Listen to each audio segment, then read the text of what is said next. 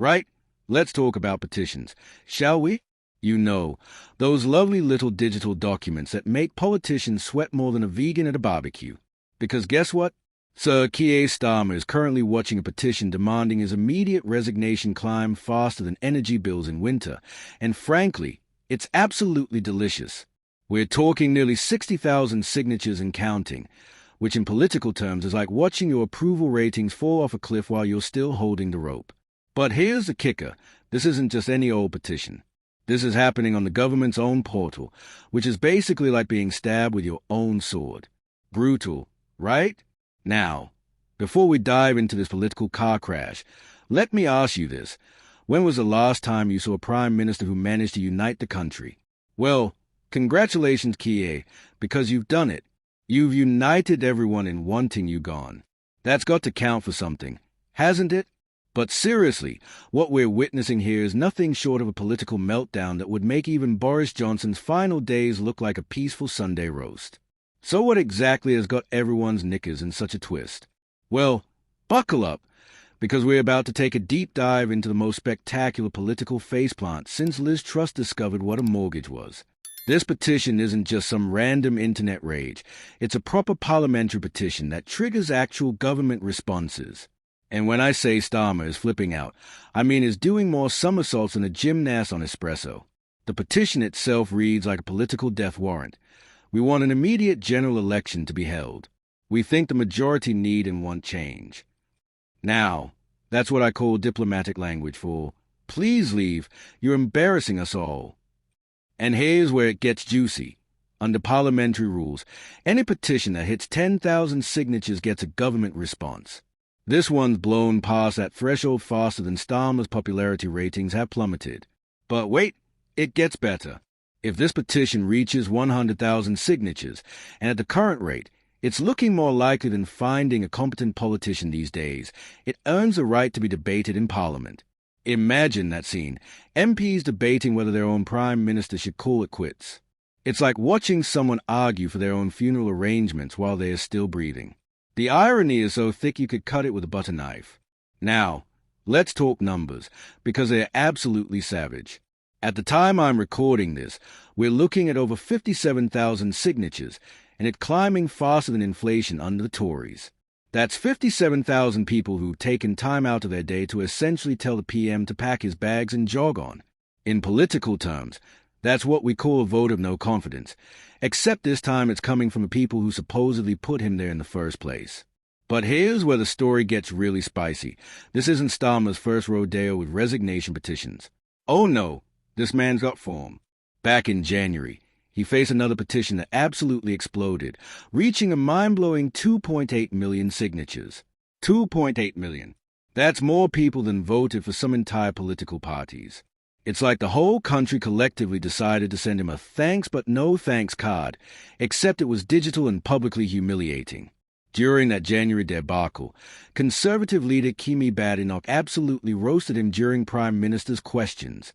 She stood up in the Commons and basically said, "Look, mate, you've got 2 million people asking you to clear off." Now that's what I call parliamentary shade. And how did our dear Keir respond? With a political equivalent of, "I know you are, but what am I?"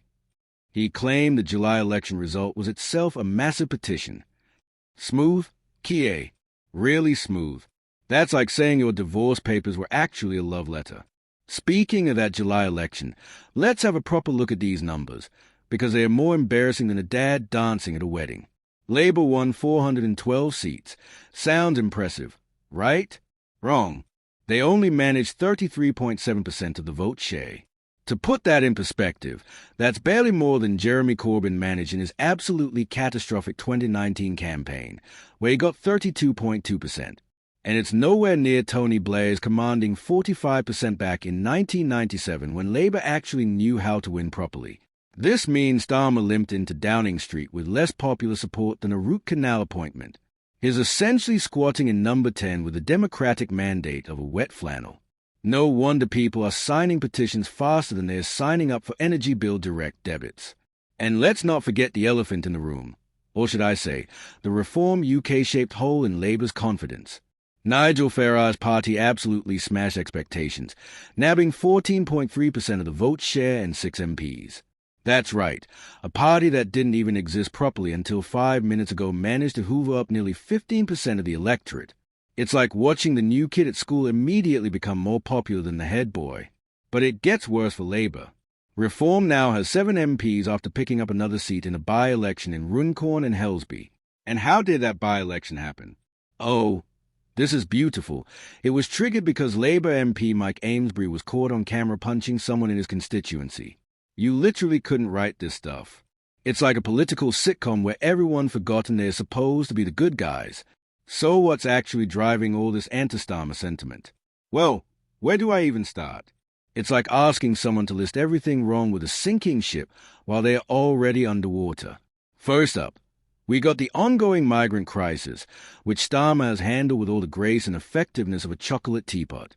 People are still crossing the channel in small boats, and the government's response has been about as useful as a screen door on a submarine. Then there's the absolutely magnificent series of U-turns that would make a Formula One driver dizzy. Remember the winter fuel payment debacle? Starmer's government decided to withdraw these payments from pensioners, which went down about as well as a vegetarian option at a bacon festival.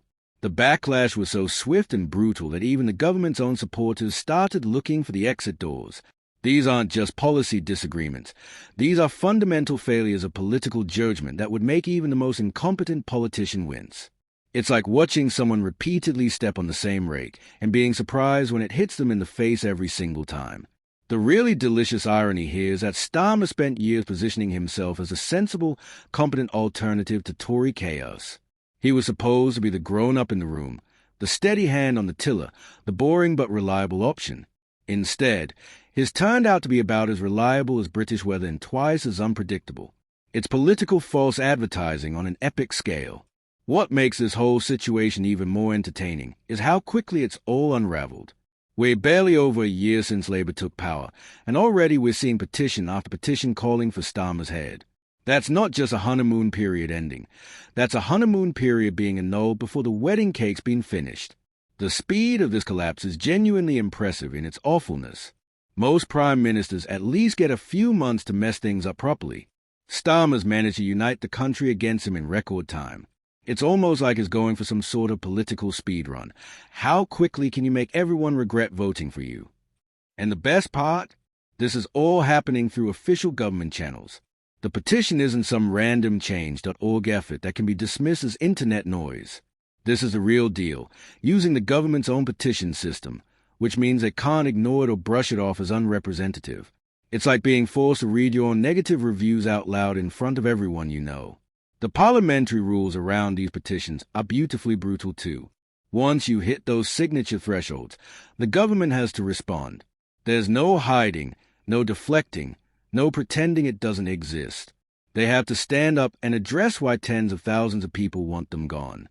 It's democracy in action, and it's absolutely savage. What's particularly amusing is imagining the conversations happening in Downing Street right now.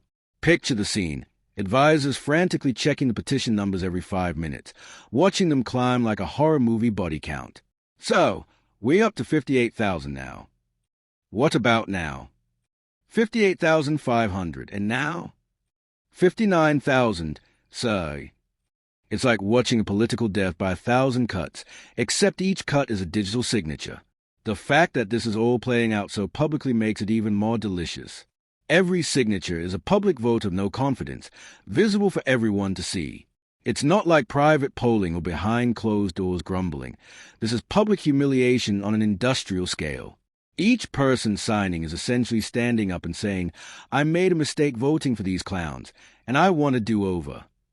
Looking at the trajectory of these petition numbers, it's entirely possible we'll see this at the 100,000 threshold that triggers parliamentary debate. Imagine that scene, MPs debating whether their own government should call an immediate election. It would be like watching a football team vote on whether to sack their own manager mid-game. The entertainment value alone would be worth the democratic chaos. The broader implications here are genuinely staggering. If a government can't maintain public confidence barely a year into their term, what does that say about the state of British politics? We're not talking about a government limping to the end of a 5U tame. We're talking about a brand new administration that's already lost a plot faster than a tourist in central London. This whole saga perfectly encapsulates everything that's wrong with modern British politics. Parties win power with minimal actual support, make promises they can't keep, implement policies nobody wants, then act surprised when people demand they clear off. It's like a masterclass in how not to govern, delivered with all the self-awareness of a brick wall. The timing couldn't be worse for Starmer either. With Reform UK breathing down Labour's necks and Conservatives slowly getting their act together under new leadership, the last thing he needs is concrete evidence that the public wants him gone. These petitions aren't just embarrassing. They're political ammunition for his opponents that'll be used against him for years to come. So where does this all end? Well, realistically, one petition isn't going to topple a government, no matter how many signatures it gets. But what it does do is create a narrative of failure and unpopularity that becomes incredibly difficult to shake. Every policy announcement, every public appearance, every interview will now come with a subtext of "this is a PM that tens of thousands want gone." It's political death by 1,000 digital cuts, and frankly, it's absolutely fascinating to watch. Starmer's managed to achieve something truly special here. He's created a situation where his own government petition system is being used as a weapon against him. That takes a special kind of political incompetence.